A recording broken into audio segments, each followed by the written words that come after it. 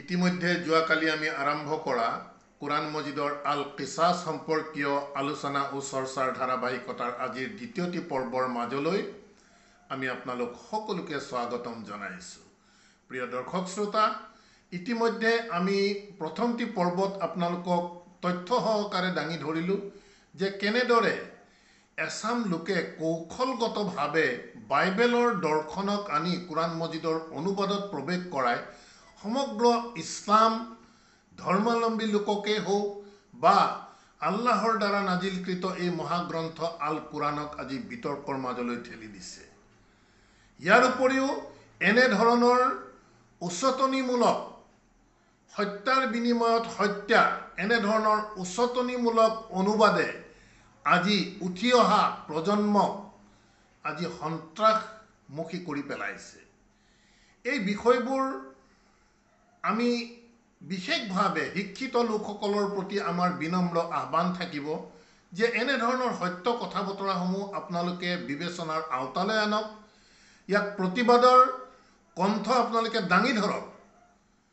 যেহেতু আল্লাহ সুবহানাহু ওয়া তাআলাই আমাক যিসকলক বিশেষভাৱে শিক্ষিত কৰিছে, সেই শিক্ষিত লোকসকলৰ আমাৰ নিজৰ উপৰিও সামাজিক দায়িত্ব আমাৰ আছে।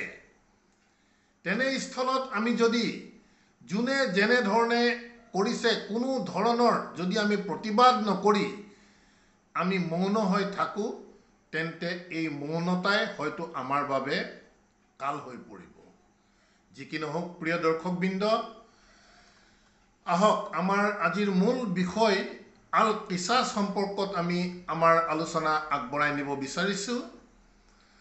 আমি সদায় কৈ আহিছোঁ যে আমাৰ বাবে এই এৰেবিক ভাষাটো হৈছে এটি ফৰেন লেংগুৱেজ হয়, আমাৰ মাতৃভাষা নহয়। গতিকে এটি বিদেশী ভাষা আমি শিকিবলৈ হ'লে তাক আমি কিছু চৰ্চালৈ আনিব লাগিব, কিছু অধ্যয়নত আমি যাব লাগিব, কিছু গভীৰতাত আমি বিষয়বস্তুসমূহ চিন্তা চৰ্চা কৰিব লাগিব। আমি আমাক যোনে যেনেধৰণে কৈছে তেনেধৰণেই কথা বতৰাবোৰ বিশ্বাসত লৈ থকাৰ বাবেই প্ৰকৃততে সত্য সমাজত প্ৰকাশ পোৱা নাই, সত্য গোপন হৈ আছে। গতিকে আমাৰ আলোচ্য যি বিষয় আল কিসাছ, প্ৰথমতে আমি জানিব লাগিব যে আল কিসাছ শব্দটিৰ অৰ্থ কি। ইয়াৰ দ্বাৰা এটি কথা একেবাৰে আপোনালোক স্পষ্ট হৈ যাওক। আমাক যেনেধৰণে অনুবাদে বুজাইছে যে কিসাছ মানে হৈছে প্ৰতিশোধ, হত্যাৰ বিনিময়ত হত্যাৰ প্ৰতিশোধ। এই কথা একেবাৰে অসত্য কথা।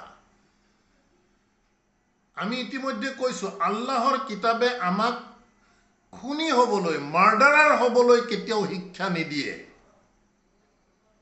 গতিকে এই সামান্য কথা বতৰাসমূহ আপোনালোকৰ বিবেকৰ আওতালৈ আনক। প্ৰত্যেকজন মানুহে এই কথাটো চিন্তা কৰিলেই বিচাৰি পাব যে আল্লাহে আমাক হত্যাৰ বিনিময়ত হত্যা বা কোনোবাই কাৰোবাক যদি খুন কৰে তাৰ বিনিময়ত খুন কি বদলা খুন কৰিবলৈ আমাৰ মহান আল্লাহে জানো আমাক শিক্ষা দিব?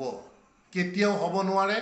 আমি তথ্য দাঙি ধৰিছোঁ যে এনেধৰণৰ অনুবাদ, এনেধৰণৰ দৰ্শন প্ৰকৃততে আন ধৰ্মাৱলম্বী লোকৰ ধৰ্মীয় গ্ৰন্থৰ পৰা আনি আমাক ইয়াত প্ৰৱেশ কৰাই দিছে আৰু ক'ব নোৱাৰাকৈ আমাক কোৰআনৰ মূল পথৰ পৰা আঁতৰাই আমাক সেইবোৰ দিশলৈ আমাৰ বিশ্বাসক গতি কৰাই আছে। সেয়েহে প্ৰিয় দৰ্শকবৃন্দ, সময় থাকোঁতেই সজাগ হওক, অন্যথা কিন্তু আমি কোনেও হাৰি যাব নোৱাৰিম। যি কি নহওক, এই কিসাছ শব্দটি কোৰআন মজিদত আল্লাহ সুবহানাহু ওয়া তাআলাই সৰ্বমুঠ 30 বাৰ ব্যৱহাৰ কৰিছে, 30 টাইমছ, 3টা ভিন্ন ডেৰিভেটিভত। তাৰ ভিতৰত এটি অন্যতম ডেৰিভেটিভ হৈছে আল কিসাছ, যাক 4 বাৰ কোৰআন মজিদত ব্যৱহাৰ কৰা গৈছে। গতিকে কিসাছ শব্দৰ ৰুট ৱৰ্ড হৈছে কফ সোৱাদ সোৱাদ। আমি কিছু যদি অধ্যয়ন কৰোঁ, আমি যেহেতু কৈছোৱেই ই আমাৰ বাবে এটি বিদেশী ভাষা, এই বিদেশী ভাষা শিকিবলৈ আমি ইয়াৰ কিছু গভীৰতালৈ যাবই লাগিব। আমি সাধাৰণতে অসমীয়াত যাক কেঁচি বুলি কওঁ, চিজাৰ, কেঁচিক আৰবীত কোৱা হয় মিকাচুন। এই মিকাচুন হৈছে এই কিছাছৰে এটি অন্যতম ডেৰিভেটিভ হয়। মিকাচুন মানে কেঁচি। এতিয়া কেঁচিৰ কাম কি? কেঁচিয়ে আমাক কি কৰে? কেঁচিৰ দ্বাৰা আমি কি কৰোঁ? বিভিন্ন আমি কাম কৰোঁ, যিটো আমাৰ প্ৰয়োজনীয়, যেনে ধৰণৰ আমাৰ শ্বেপ দিব লগা থাকে, সেই শ্বেপ দিবলৈ আমি কেঁচিক ব্যৱহাৰ কৰোঁ। উদাহৰণস্বৰূপে আমি পৰিধান কৰা সাজ কাপোৰসমূহ আমাৰ নিৰ্দিষ্ট শ্বেপত আনিবৰ বাবে এই কেঁচিৰ দ্বাৰা আমাৰ কাপোৰক কাটি আমি তাক চিলাই কৰি তাৰ শ্বেপ দিওঁ। ঠিক তেনেধৰণে আমাৰ বাগিচাসমূহতো এই কেঁচিৰ দ্বাৰা আমি বিভিন্ন গছ আমি কলম কৰোঁ। ইয়াৰ মূল উদ্দেশ্য হৈছে যে তাৰ উপযুক্ত শ্বেপটোত আনিবৰ বাবে আমি কেঁচিক অৰ্থাৎ মিকাচক আমি ব্যৱহাৰ কৰোঁ।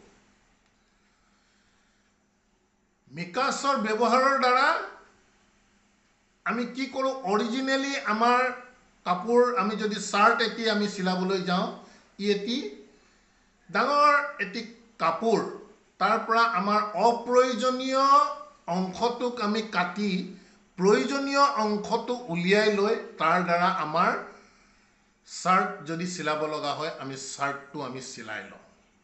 অৰ্থাৎ কেঁচিৰ দ্বাৰা আমাৰ অপ্ৰয়োজনীয় অংশসমূহ আমি কৰ্তন কৰোঁ। ঠিক তেনেধৰণে আমি গছ গছনিসমূহ যে আমি কলম দিওঁ, তাৰ শুকান পাতসমূহ আমি কাটো বা ভিন্ন শ্বেপত আমি আনো, তাক এটি সুন্দৰ আকাৰ দিবৰ বাবে আনো। অপ্ৰয়োজনীয় ডালপাতসমূহ আমি কাটি দিবৰ বাবে এই কেঁচিৰ ব্যৱহাৰ কৰোঁ। আল কিছাছৰ দৰ্শনেই হৈছে যে আমাৰ নফছৰ মাজত, আমাৰ বিবেকৰ মাজত যিমান ধৰণৰ অপ্ৰয়োজনীয় অলাগতিয়াল আমাৰ বিশ্বাস, আমাৰ কৰ্ম, আমাৰ অভ্যাস ইত্যাদি বিষয় আছে, সেই বিষয়সমূহক আমি কৰ্তন কৰি তাক এটি নতুন ৰূপ দিব লাগে। অৰ্থাৎ আমাৰ যি নফছটো যেনেধৰণে অলাগতিয়াল বিষয়বস্তুৰে আমাৰ নফছ, আমাৰ বিবেক ভৰি আছিল, এই অলাগতিয়াল বিষয়সমূহক কৰ্তন কৰি আমাৰ নফছটোক তবদিল কৰিব লাগে, সলনি কৰিব লাগে। আমাৰ আভ্যন্তৰীণ চৰিত্ৰক আমি সলনি কৰি তাৰ উপযুক্ত এটি অৱস্থালৈ অনাৰ নামেই হৈছে কিছাছ। আমি পুনৰ কৈছোঁ, কিছাছৰ দ্বাৰা কেতিয়াও প্ৰতিশোধ অৰ্থ ব্যৱহাৰ বুজোৱা নাই বা ব্যৱহাৰ কৰা হোৱা নাই। ইয়াক কৌশলগতভাৱে খুন কি বদলা, খুন মানুহক হত্যাকাৰী হ'বৰ বাবে, প্ৰভোগ কৰিবৰ বাবে এনেধৰণৰ অনুবাদ ইয়াত প্ৰৱেশ কৰাইছে। আন ধৰ্মাৱলম্বী লোকৰ ধৰ্মীয় গ্ৰন্থৰ পৰা আনি অনুবাদত প্ৰৱেশ কৰাইছে। গতিকে প্ৰিয় দৰ্শকবৃন্দ, আমি সদায় কৈ আহিছোঁ যে আল্লাহৰ কিতাপৰ মূল উদ্দেশ্য হৈছে মানুহৰ নফছটোক পৰিশুদ্ধ কৰা। নফছটোক পৰিশুদ্ধ কৰি আমাৰ যিমানবোৰ অলাগতিয়াল চিন্তা, বিষয়, কৰ্ম, অভ্যাস ইত্যাদিবোৰক আমি কৰ্তন কৰি আমি এক সঠিক অৱস্থালৈ আমাক আনিব লাগে। এই হৈছে আল কিছাছ।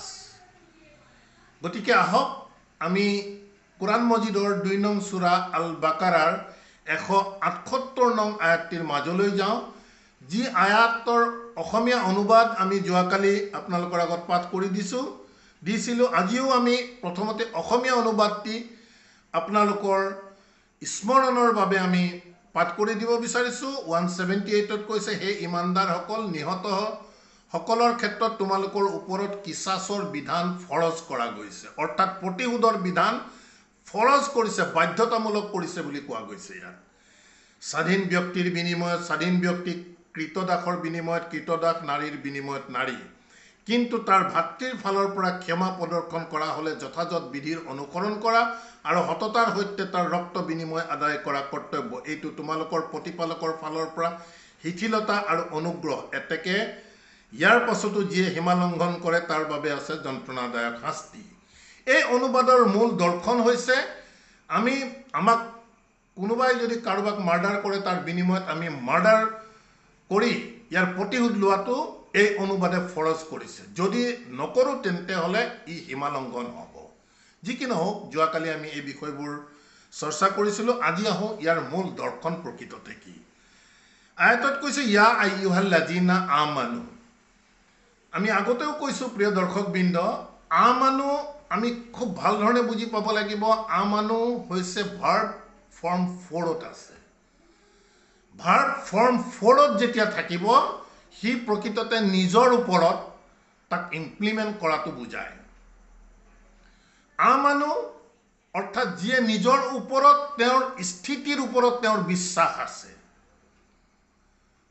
যি বিশ্বাস তেখেতে আল্লাহৰ কিতাপৰ পৰা লৈ নিজৰ ওপৰত সেই বিশ্বাসৰ স্থিতি তেওঁ যিসকলে সুদৃঢ় কৰি লৈছে, সেই লোকসকলক আমানু বুলি আল্লাহ সুবহানাহু ওয়া তাআলাই এড্ৰেছ কৰিছে। ইয়াত কৈছে ইয়া আইয়ুহাল্লাযীনা আমানু কুতিবা আলাইকুম আল কিসাসু ফিল কাতলা। এনেধৰণৰ আমানু যিসকলৰ বিশ্বাস, যিসকলৰ নিজৰ ওপৰত দৃঢ় স্থিতি আছে, তেনে লোকসকলৰ বাবেহে আল কিসাস আল্লাহে কুতিবা কৰা বুলি কৈছে। সকলোৰে বাবে নহয় আৰু সকলোৱে নোৱাৰেও। এনেধৰণৰ নিজৰ নফচক পৰিৱৰ্তন কৰাটো ইমান সহজ কথা নহয়। তেওঁ প্ৰথমতে আমানু হ'বই লাগিব। গতিকে কৈছে যে কুতিবা আলাইকুম, যে তোমালোকৰ ওপৰত কুতিবা কৰা গৈছে, শাব্দিক দিশৰ পৰা লিখি দিয়া গৈছে। অৰ্থাৎ তোমালোকৰ ওপৰত এই বিষয়টো ধাৰ্য কৰা গৈছে। যিসকল আমানু, কি ধাৰ্য কৰিছে? আল কিসাসু ফিল কাতলা। আমি কিসাস ইতিমধ্যে কৈছোঁ যে কিসাসৰ দ্বাৰা আমাৰ অলাগতিয়াল নফচৰ বিষয়বস্তুসমূহক আমি ত্যাগ কৰি, কৰ্তন কৰি আমি ইয়াক সঠিক পথত আনিব লাগে। ফিল কাতলা, এই কাতলা শব্দৰ দ্বাৰাই প্ৰকৃততে হত্যা দিশটো আনিছে। কিন্তু অভিধানত এই অৰ্থ যদি আপোনালোকে বিচাৰি চায়, বিশেষভাৱে ক্লাছিকেল এৰেবিকত যদি যায়, এই কুতলা বা কাতলাই বুজায় যে পৰিপূৰ্ণ জ্ঞানক বুজায়। আমি আহ্বান জনাম এই অনুবাদবোৰ আপোনালোকে অভিধানত আপোনালোকে ভেৰিফাই কৰি চাব। কুতলাৰ দ্বাৰা পৰিপূৰ্ণ জ্ঞানক বুজায়। গতিকে আয়াতত কৈছে যে ইয়া আইয়ুহাল্লাযীনা আমানু কুতিবা আলাইকুম আল কিসাসু ফিল কাতলা, যে এই পৰিপূৰ্ণ জ্ঞানৰ মাজত তোমালোকৰ অলাগতিয়াল বিষয়সমূহ কৰ্তন কৰি তোমালোকৰ তাবদিল কৰা, নিজক সলনি কৰাটো তোমালোকৰ বাবে লিখি দিয়া গৈছে। এতিয়া কেনেধৰণৰ বিষয় আমি আমাৰ নফচৰ পৰা আমি কৰ্তন কৰিব লাগিব বা কাটি দিব লাগিব, সেই সন্দৰ্ভত কৈছে আল হুৰ্ৰা বিল হুৰ্ৰি। অৰ্থাৎ যিসকল স্বাধীন মনৰ মানুহ, তেওঁলোকৰ নফচ, তেওঁলোকৰ বিবেক সদায় স্বাধীন এটি বিষয়ৰ সৈতে থাকে। বিল হুৰ্ৰি বুলি কৈছে, আল হুৰ্ৰু বিল হুৰ্ৰি। গতিকে স্বাধীন মনৰ মানুহৰ নফচটো সদায় স্বাধীন অৱস্থাৰ সৈতেই থাকে। এই বিষয়বোৰ আমি কিসাস কৰিব লাগিব, কৰ্তন কৰিব লাগিব। ৱাল আবদু বিল আবদি, আৰু যিসকল আবদ আছে, আবদসকলৰ যিটো নফচ, যিটো মাইণ্ড, সেইটো তেনেধৰণৰ আবদ নফচৰ সৈতেই থাকিব। স্বাধীন মনৰ মানুহৰ নফচ সদায় স্বাধীন অৱস্থাত থাকিব। আবদ যিসকল, তেওঁলোকৰ মাইণ্ড সদায় আবদ অৱস্থাত থাকিব। ৱাল উনসা বিল উনসা, আৰু যিসকল দুৰ্বল মনৰ মানুহ তেওঁলোকৰ নফচ সদায় দুৰ্বল হৈ থাকিব। এই বিষয়বোৰক আমি পৰিশুদ্ধ কৰিব লাগিব।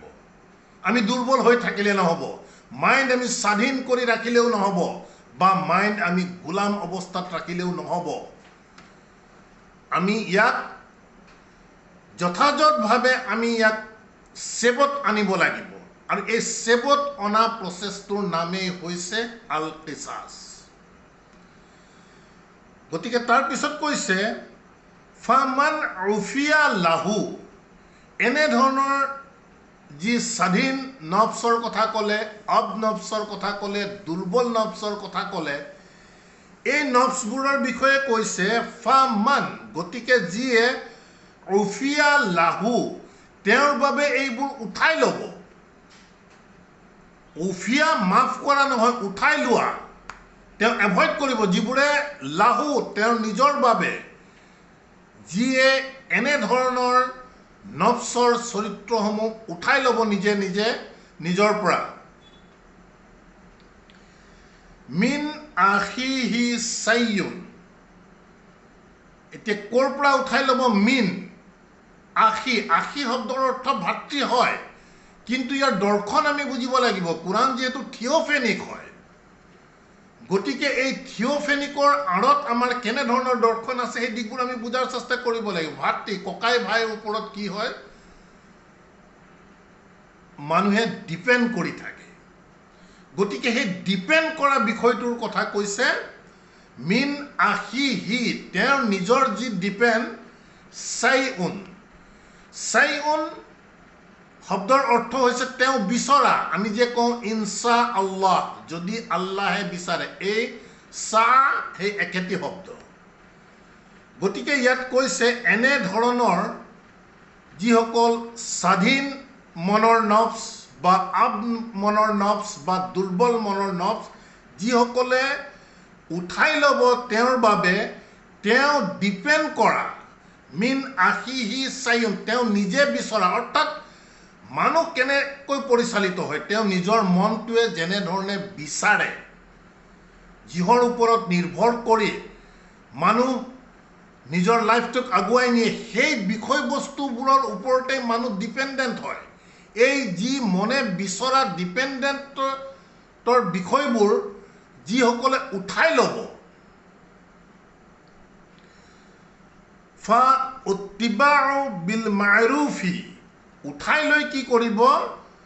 ফা, তাৰপিছত ইত্তিবা কৰিব, পিছে পিছে যাব, বিল মাৰুফি। মাৰুফ অৰ্থাৎ চিন্তা চৰ্চা কৰি। প্ৰথমতে তেওঁ মনটো স্বাধীন আছিলে বা আবদ আছিলে বা দুৰ্বল আছিলে, এই বিষয়বোৰৰ পৰা চেঞ্জ কৰি আনি কিছাছ কৰি তেওঁক এটি পৰিপূৰ্ণ এটি চেবত আনিব লাগিব আমাৰ নফচটো। গতিকে যিসকলে এই বিষয়বোৰ উঠাই ল'ব, অৰ্থাৎ তেওঁ যিসকলে বুজি ইয়াক এভইড কৰিব, যিবোৰ বিষয়ৰ ওপৰত তেওঁ ডিপেণ্ড কৰি তেওঁ নিজৰ লাইফটোক আগবঢ়াই নিছিলে, সেই বিষয়বোৰৰ পৰা যিসকলে আঁতৰি আহিব, এভইড কৰিব আৰু ফ'ল' কৰিব, কি? বিল মাৰুফি, চিন্তা চৰ্চা।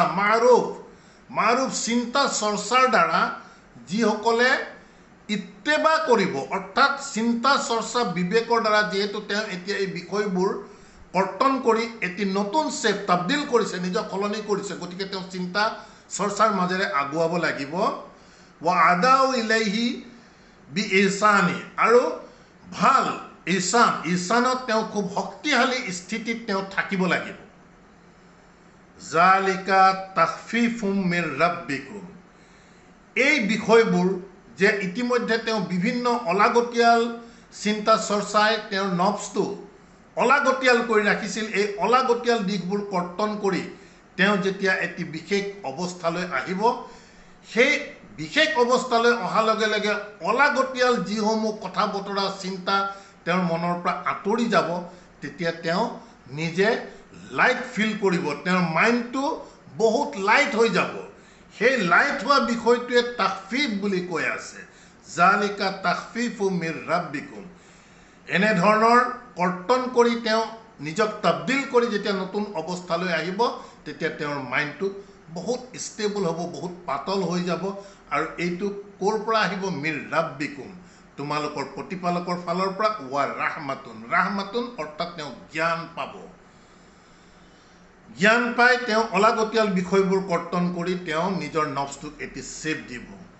ফামান ইতাদা বাদা জালিকা, আৰু এনেধৰণে তেওঁ নিজৰ তবদিল কৰি চেঞ্জ কৰাৰ পাছতো যিসকলে ট্ৰেন্সগ্ৰেছ কৰিব, বিষয়বোৰ অতিৰঞ্জিত কৰি নিয়ম ভংগ কৰিব, ফালাহু আজাবুন আলিম, তেনে লোকৰ বাবে আছে যন্ত্ৰণাদায়ক শাস্তি। গতিকে 178 কোনো প্ৰতিশোধৰ কথা কোৱা নাই। আমাৰ মাইণ্ডৰ, আমাৰ বিশ্বাসৰ, আমাৰ কৰ্মৰ যিমানবোৰ অলাগতিয়াল দিশ সেইবোৰক কৰ্তন কৰি তাক এটি বিশেষ চেপ দি যথাযথ স্থানলৈ অনাৰ নামেই হৈছে আল কিছাছ। কিছাছ যেতিয়া কৰিব মানুহৰ অৰিজিনেল যি চৰিত্ৰ আছিলে সেই চৰিত্ৰ সলনি হৈ তেওঁ এক নতুন চৰিত্ৰলৈ যাব। আমি 179টো যদি আমি চাওঁ, ৱালাকুম ফিল কিছাছি, আল্লাহে কৈছে ৱালাকুম, আৰু তোমালোকৰ বাবে ফিল কিছাছি, এনেধৰণৰ কিছাছত, এনেধৰণে তোমালোকে অলাগতিয়াল বিষয়বস্তু কৰ্তন কৰাৰ ক্ষেত্ৰত আছে হায়াত, তাতে আছে প্ৰকৃততে তোমালোকৰ হায়াত। এতিয়া কিছাছক যদি আমি প্ৰতিশোধ কৰোঁ, খুন কি বদলা খুন হিচাপে লওঁ, তেতিয়া তাত হায়াতৰ কথাই নাই, হায়াত নাইকিয়াহে হ'ব তাত। ইয়া উলিল আলবাব, যিসকলে বিচক্ষণৰ ক্ষেত্ৰত আউৱাল অৱস্থাত থাকিব, অৰ্থাৎ বিচক্ষণত যিসকল আগত থাকিব, সেই লোকসকলক কৈছে ৱালাকুম ফিল কিছাছি হায়াতুন, আৰু তোমালোকৰ বাবে এই কিছাছৰ মাজত আছে তোমালোকৰ হায়াত। লাআল্লাকুম তাত্তাকুন, যাতে তোমালোকে মুত্তাকি হোৱা, যাতে তোমালোকে কনচিয়াছ হোৱা। গতিকে কিছাছৰ মূল উদ্দেশ্য হৈছে তাকৱা অৱলম্বন কৰা। এতিয়া প্ৰিয় দৰ্শকবৃন্দ, সাধাৰণ বিবেকেৰে আপোনালোকে চাওক, হত্যাৰ বিনিময়ত যদি কোনোবাই হত্যা কৰে তেন্তে তেওঁক আপুনি মুত্তাকি বুলি অভিহিত কৰিব নেকি? ইয়াত ক্লিয়াৰ কৰা আছে কিছাছ কিহৰ বাবে? লাআল্লাকুম, যাতে তোমালোকে তাত্তাকুন, যাতে তোমালোকে কনচিয়াছ হোৱা, সতৰ্ক হৈ যোৱা তোমালোকৰ জীৱনটোক লৈ। গতিকে আহক আমি আপোনালোকক লৈ যাব বিচাৰিছোঁ 5 নং সূৰা আল মাইদাৰ 45 নং আয়াতটিৰ মাজলৈ। 45 নং আয়াতত কৈছে ওয়া কাতাবনা আলাইহিম ফিহা, আমি 44, আমি সিকুৱেন্স এৰি দিব নোৱাৰিম। আমি ইতিমধ্যে 178, 79 যে আমি আপোনালোকৰ মাজত চৰ্চা কৰিলোঁ, 77ৰ সিকুৱেন্স চাব, তাকৱাৰ বিষয়ে আছে। গতিকে এই সিকুৱেন্সটো আমি এৰি দিলে কিন্তু আমি মূল বিষয় আমি বুজি নাপাম। 45ত কৈছে ওয়া কাতাবনা আলাইহিম, আল্লাহে কৈছে আৰু আমি লিখি দিছোঁ আলাইহিম, সিহঁতৰ ওপৰেৰে। সিহঁত কোন? গতিকে 44ত যদি আপুনি চাই, তাত কাফিৰসকলৰ কথা কৈ আছে।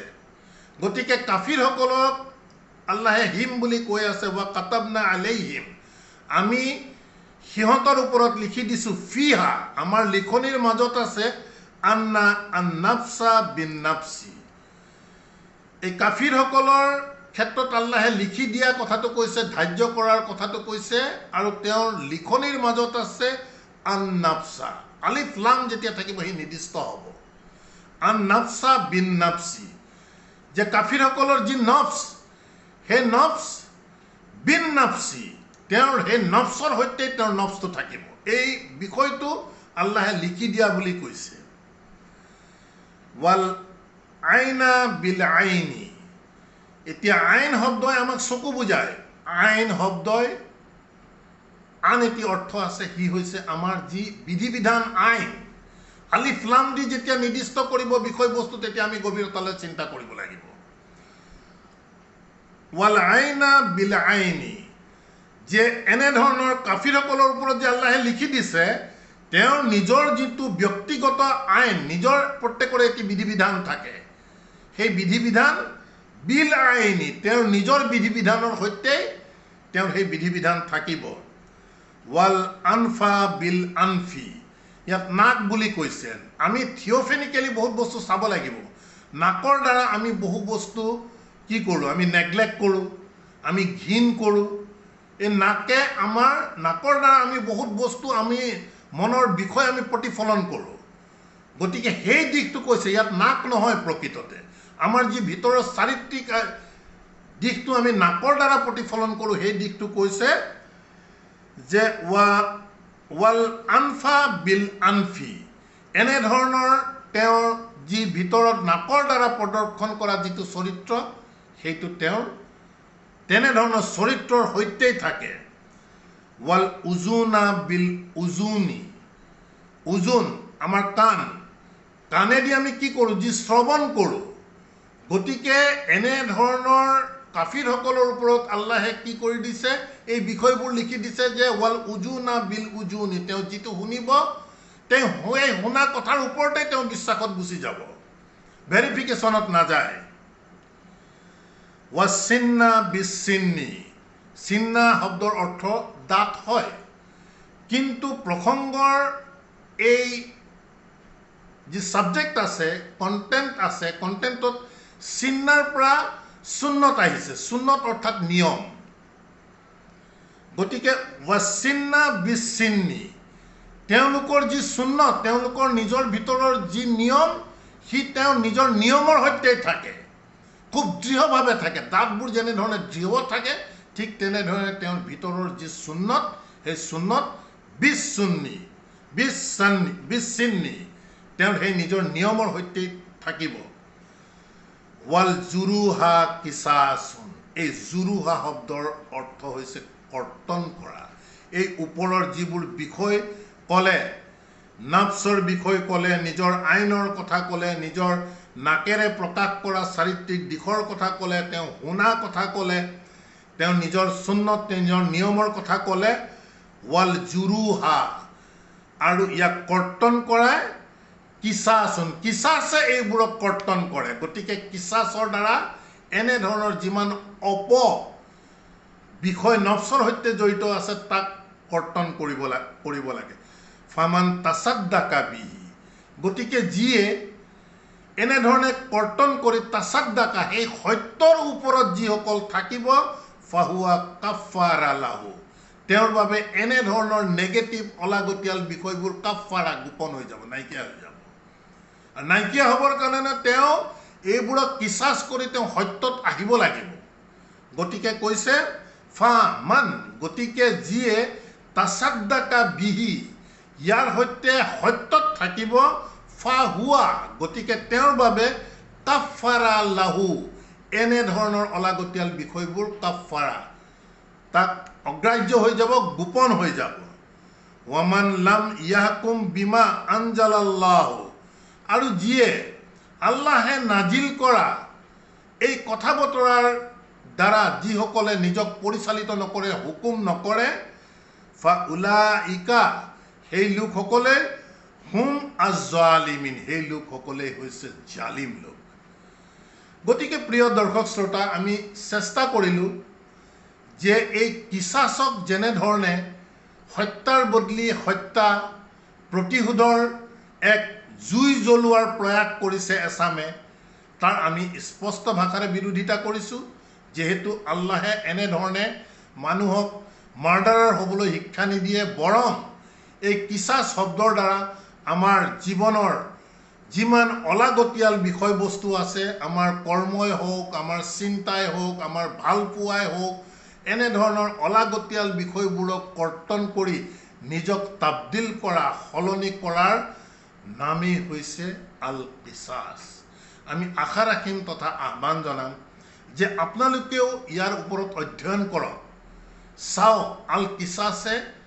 প্ৰকৃততে কি বুজাই আছে হয়তো আপোনালোকৰ অধ্যয়নে ইয়াতকৈ আৰু অধিক বিষয়ৰ সন্ধান দিব পাৰে গতিকে আমি আহ্বান জনাম যে প্ৰত্যেকে নিজৰ বিবেকক প্ৰাধান্য দি বিষয়বস্তুৰ ওপৰত নিৰপেক্ষ দৃষ্টিভংগীৰে আল্লাহৰ সহায় বিচাৰি চিন্তা চৰ্চা কৰক ইনশাআল্লাহ আল্লাহে সকলোকে সঠিক পথৰ সন্ধান দিব আলহামদুলিল্লাহ ৰব্বি আউযু বিকা মিন হামাজাতিছ শায়াতিন ওয়া আউযু বিকা ৰব্বি আন ইয়াহদুৰুন